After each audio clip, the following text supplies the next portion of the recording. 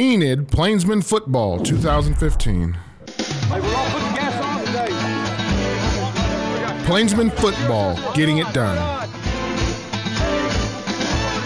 Plainsmen Football, where preparation is repetition. Ready to go. Enid Plainsmen Football, we don't get tired. Plainsmen Football, effort, technique, and how we treat one another. Those are the things we're going to be great at. When people look at videos, they're going to see those three things. Now, from the Enid Television Network studios, here's head coach Steve Hayes with Steve Kime. Welcome to Plainsmen Football 2015. I'm Steve Kime with the head coach Steve Hayes. Coach, congratulations on the big win Friday night. Well, what do we say? Excitement, excitement, and excitement. Yeah. They score right off the bat. Then you catch up 7-7, and then it seems like that first half is kind of all Putnam City West, and halftime is 35-14. You're probably thinking, now, wait a minute, first half's not supposed to be this way. Thank goodness for a second half, because the Plainsmen turned things around and win 49-42. And again, excitement for the second half. I don't know where to begin, but congratulations on a big win. I know your players have and your coaches have worked so hard this year. And one of your challenges was always putting everything together for one game, and you come away 49-42. So what's your thoughts on the big win? You know, the second half was really a culmination of just great play in every aspect of the game. You know, special teams were outstanding. Offensive and defensively, we played really well. Our defense, after giving up over 400 yards in the first half, really shut them down. They had that one drive where they scored, but after that, it was they couldn't do anything right. And offensively, I think we scored on every possession except that last one where we actually did score, and there was a penalty that called it back, and we ended up punting and downing the ball at the 2-yard line. And so just a great second half, and really just a great culmination of all the hard work we've done all year long. Kind of came to a head at that time, and we played the game really the way it was meant to be played for those last 2 quarters. Really excited for the seniors and the opportunity they had to experience that and be a part of that. Well, it was a perfect night for high school football, especially on Friday nights. Cool weather, wasn't bitterly cold like it could be in November, but it was just the weather was at least on your side. Seemed like big plays throughout the game. I think, if I remember correctly, didn't Putnam City West, didn't they have a 99-yard play? I mean, balls out at the 1 and then 99-yard play, and just back and forth, big plays for both teams. Yeah.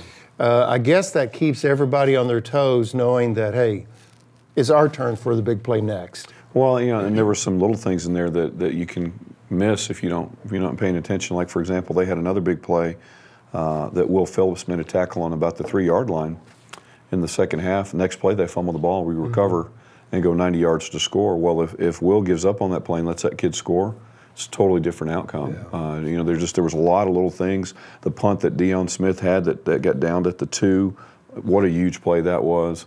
Just several 3rd and 4th down conversions that we had offensively, several times on defense in the second half in particular where we made big plays on 3rd and 4th down to get the ball back for the offense. Will Phillips had another interception on a promising drive for them on about the 20-yard line, our 20-yard line that ended a drive that we ended up going down and scoring on. And so there's just a lot of little things that happened to make that 35-7 second half a reality. And it's hard to kind of comprehend, given the year that we've had, to have a half of football that's 35-7 in our favor. I mean, against a really very athletic, talented football team who had every reason in the world to win. They would have made the playoffs for the first time in 19 years, spot them a 21-point lead going into the second half. And to me, it just really demonstrates the power of relationships and how badly those kids wanted it for each other. And that even kind of trumped the desire to make the playoffs for the first time in 19 years. Let's talk a little bit about halftime. 35-14. Seniors are looking at just another half to go. What's the mood? What's the conversations? What are the seniors thinking? Just kind of take us back to a moment. Is it, okay, who flipped the switch to say, okay, we got a second half, let's go turn this around? You know, I think all of our varsity starters were very unsatisfied with the way that they played in the first half. and they cared deeply about doing well. And our character lesson that we talked about that Friday afternoon was what kind of legacy are you going to leave, and how important legacies are, and how intentional they have to be. And I think that really struck a chord for them at halftime. You know, didn't really make any adjustments, to be honest with you. It was more of an effort in doing things right issue in the first half than it was anything else. And just talk to the kids about how, you know, over the course of the season, we've done everything we can to treat them like they're champions, but they've got to decide to act like a champion. Yeah. You know, and ultimately that's what they did in the second half, and demonstrated by the way that they played. They played like a championship football team those 2 quarters. That's about the only way, I guess effort falls into that category, but that's about the only way that you can explain. Last 2, 3, 4 games that you've had, you've been in situations 3rd and 15, 4th and 12, 4th and forever. You go for it, and you're able to capitalize on some of those big 3rd and 4th down plays that had a significant impact on the outcomes of these ball games.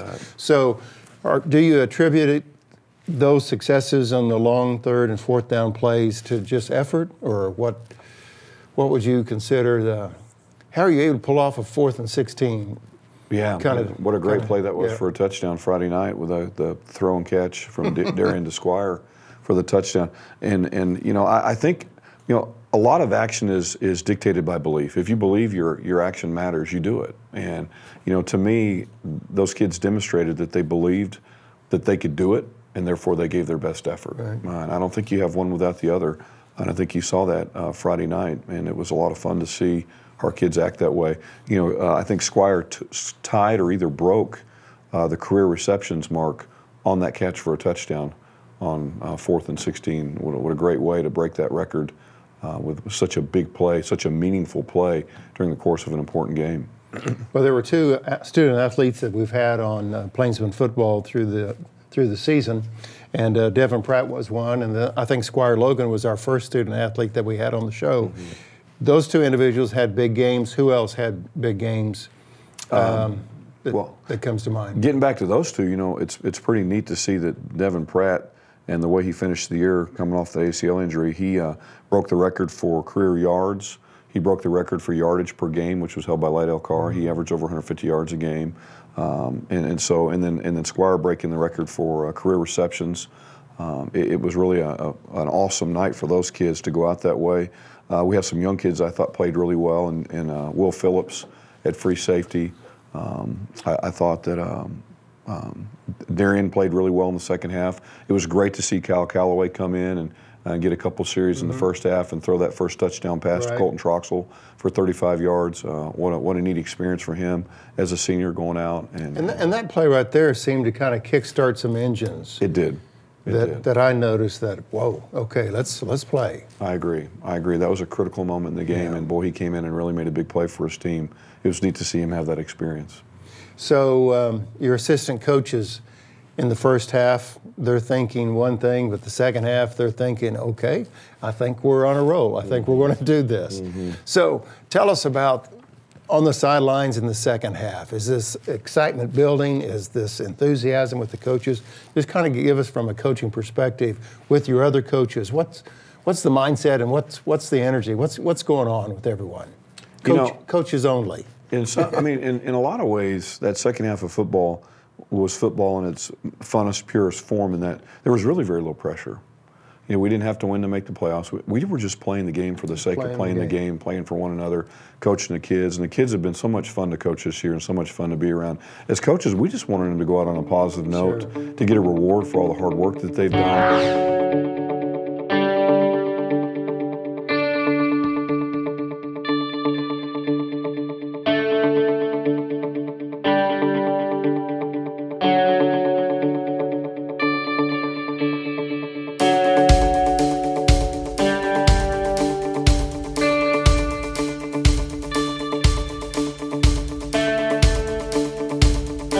Thank you for staying with us with Plainsmen Football 2015.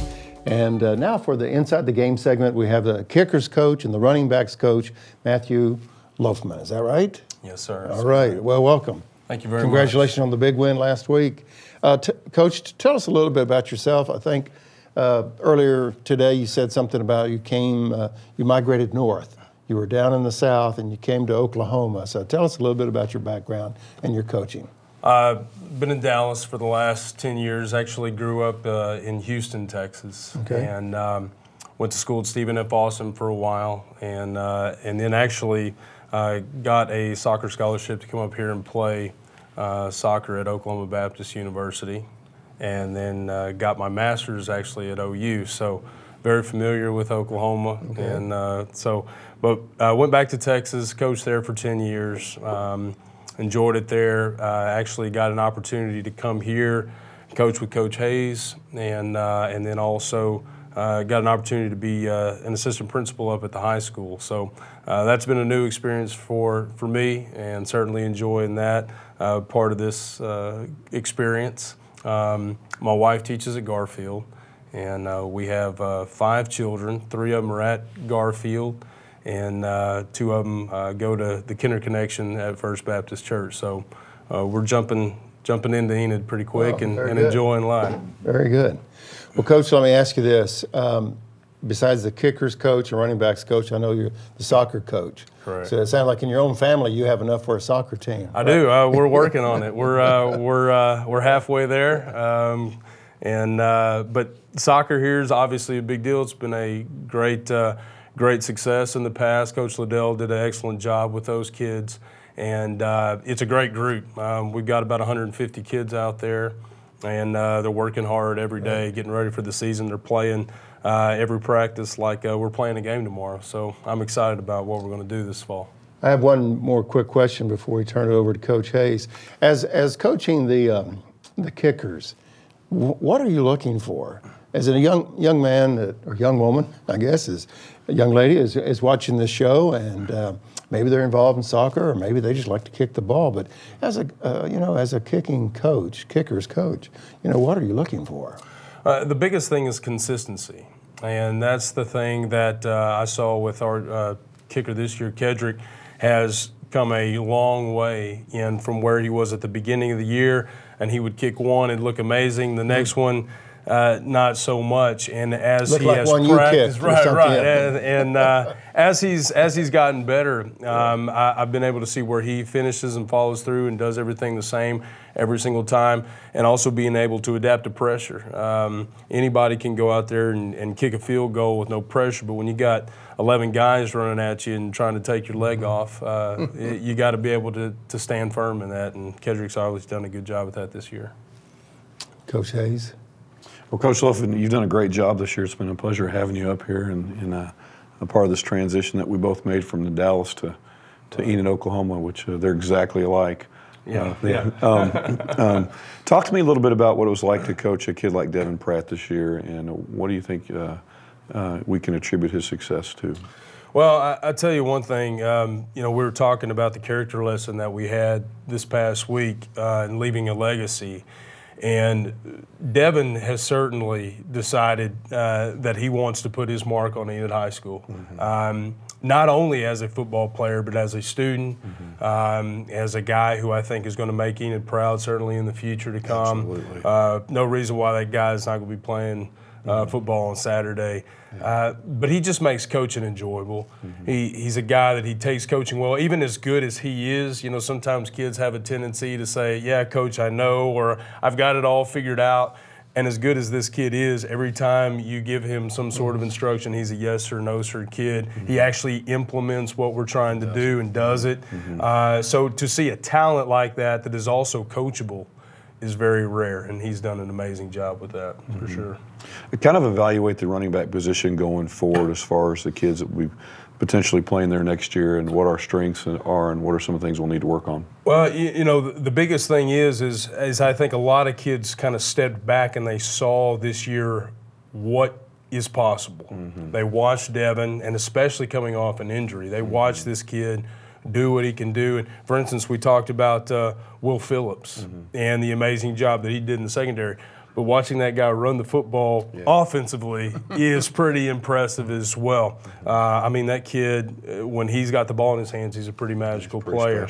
And of course, Marlo Hughes is a guy that has been right behind Devin every step since day one this year. Since August the 10th when we started football practice, Marlo's been watching. He's been, in his shadow everywhere that we've gone. And I think Marlo is really excited about kind of taking that next step and saying, hey, Devin had his time, he did amazing things, and there's no reason why I can't do the same. So we're hoping that Marlowe is going to be a big benefit for us in the coming seasons. Mm-hmm.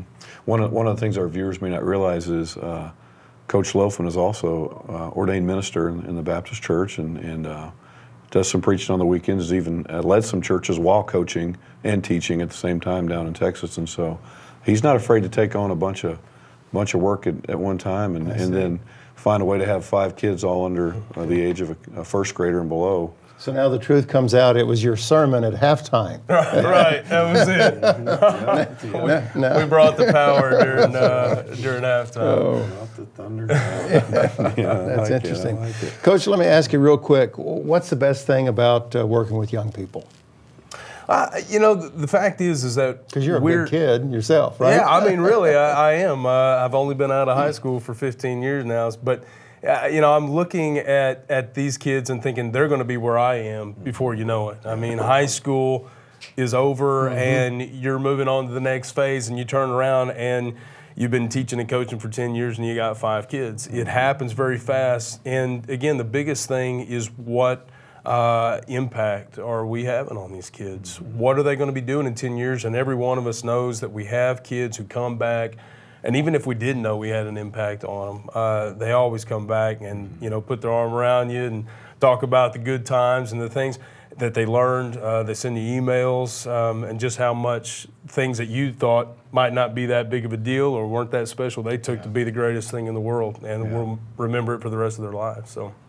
Coach Hayes, I have just one small suggestion that you may find a kickers coach and running backs coach that has a little more enthusiasm, right, and energy than this guy has.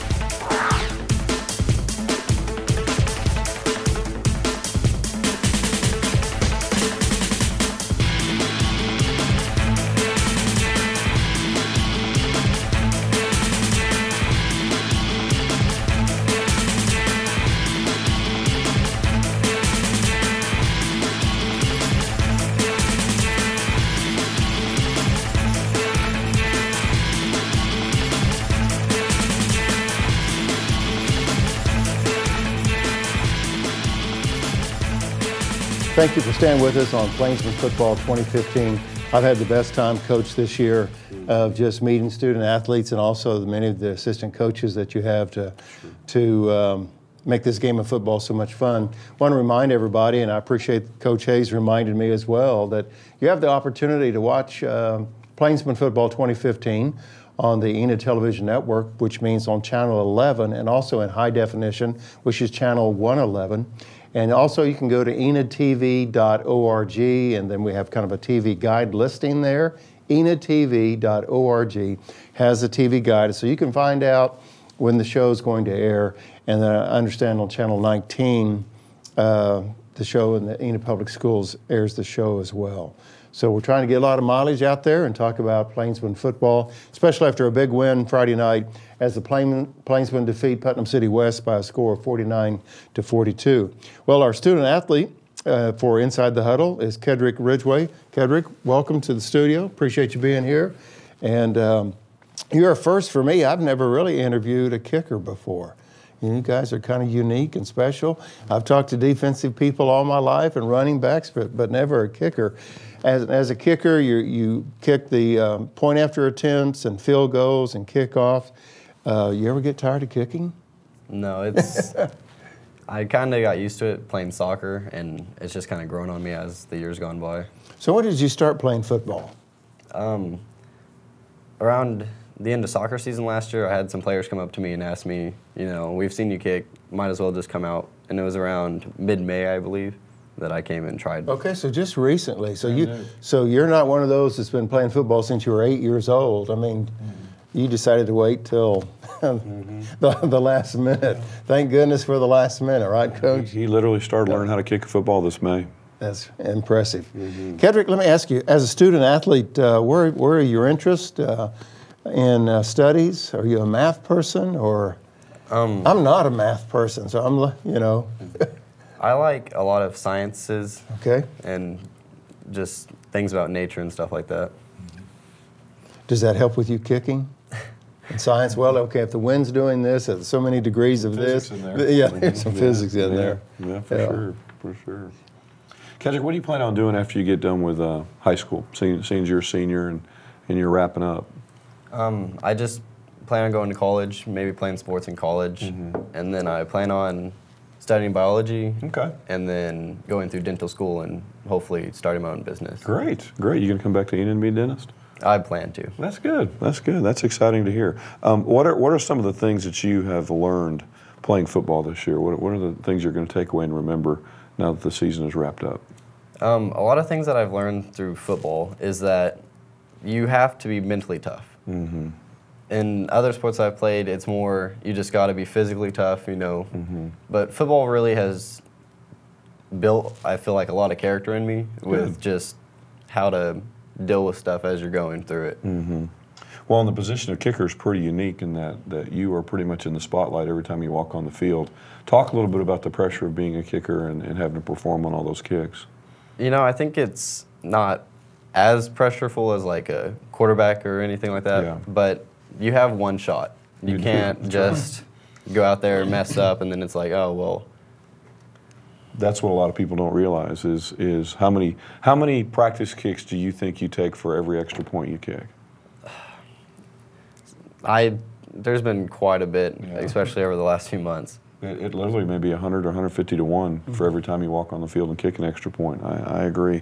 Kedrick has improved so much at the beginning of the season when he was rushed for the first time. And that's another thing is people are running at you, trying to block it and hit you.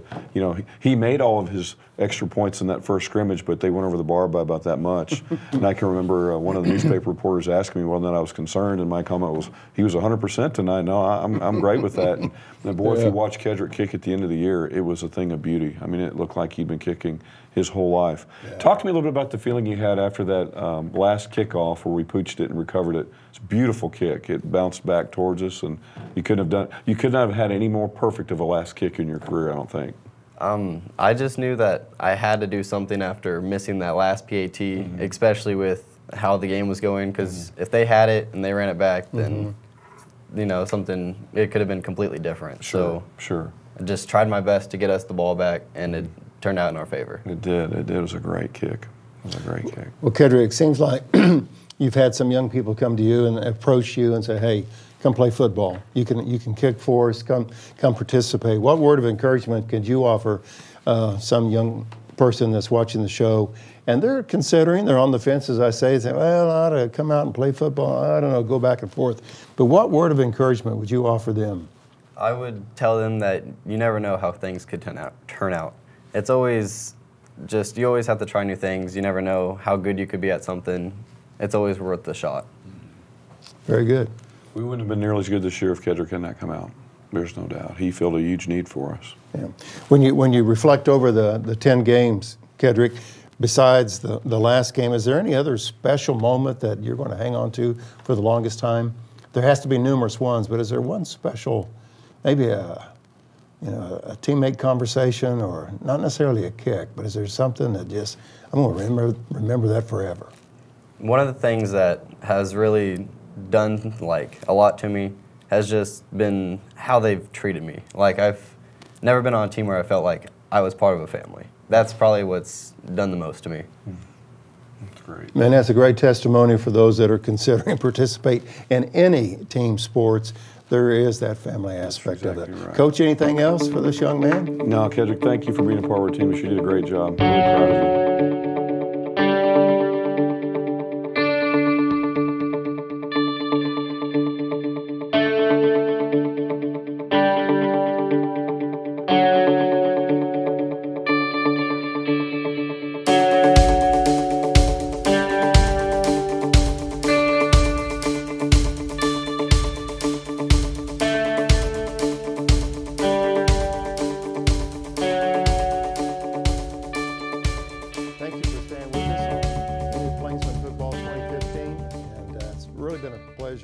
Each week, Coach, to bring all these different segments. And I tell you what, I am so impressed with your student athletes.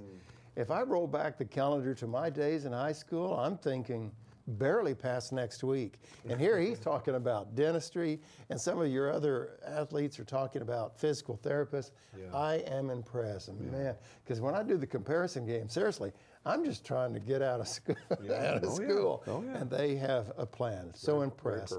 And so that has to be encouraging to you, knowing that you're working with young men that have a plan, they have a dream. By far the greatest pleasure and joy that I get is working with those kids. Yeah. They're just phenomenal. Yeah. There's no doubt. Well, Coach, we've had fun with a You Make the Call segment. We've talked about onside kick, which you kind of pulled one off the other night. We talked about going for two. You're talking about the first play of the game. Trick plays, if you call them. And but on the You Make the Call segment this time, I want to talk a little bit about sportsmanship. People, the game's over with. Coaches and players are running every direction, but it seems like the coaches always try to meet in midfield, shake hands, part ways. What's that moment like? What's the conversation like? You know, I think that's a critical part of the game, and that you remind yourselves that you're playing other kids and other good people. And that it's a game. And it's a game, yeah. And so when you walk across the field, you could be bitterly disappointed, or you're ecstatic, which means the people you're talking to are very disappointed. And just to remind yourself of the fact that there was a winner and a loser. There was a lot of people that worked hard to make that game what it was that night.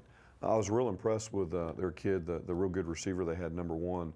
He even came over afterwards and after the handshake and just congratulated us on the great effort we showed in the second half and coming back and winning. And it was a huge cost for him, and that they missed out on a playoff spot that they'd been competing for and would have achieved for the first time in 19 years. And so quite impressive of that young man to take the time to come over. And the coaches were the same way.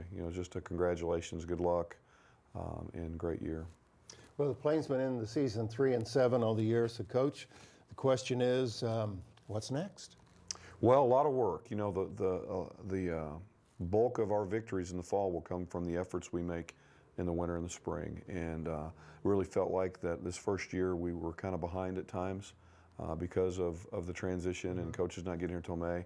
And that's not really going to be the excuse this year. We've got a full off season that's fully staffed and kids to work with. And really, really excited. I think the win Friday night gives us great momentum going into that.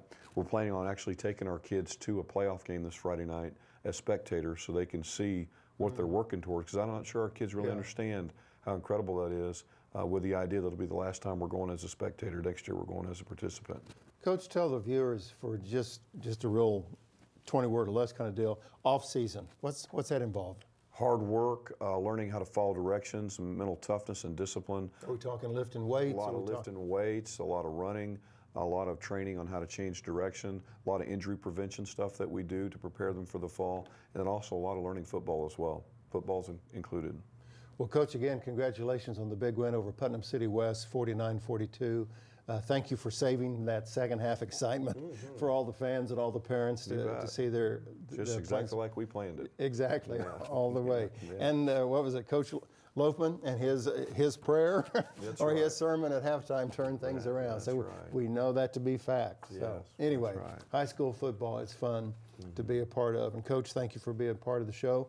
We're going to work on trying to have kind of an end of season recap of some things here on Plainsmen Football. We're not sure what we're going to do with that, but we'll come up with something.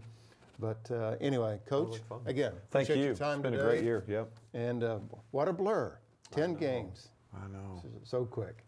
Thank you for joining us on Plainsmen Football 2015. I'm Steve Kime, along with the head coach, Steve Hayes, and we just appreciate your support of these student athletes, and thanks for filling the stands for what they do, and just special thanks to all the assistant coaches and also the student athletes that participated in Plainsmen Football this year. So until next time, make it a great day.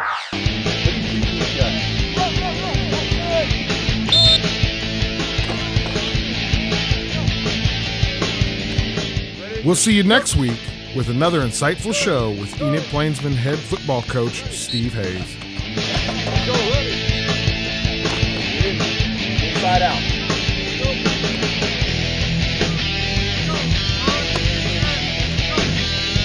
Give it to him.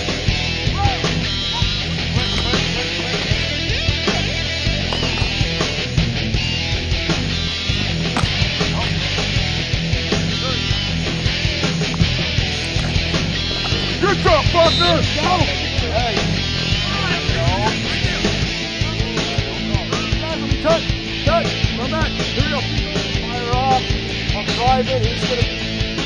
There you go. There you go. Good job. Thank you for watching Enid Plainsmen Football 2015.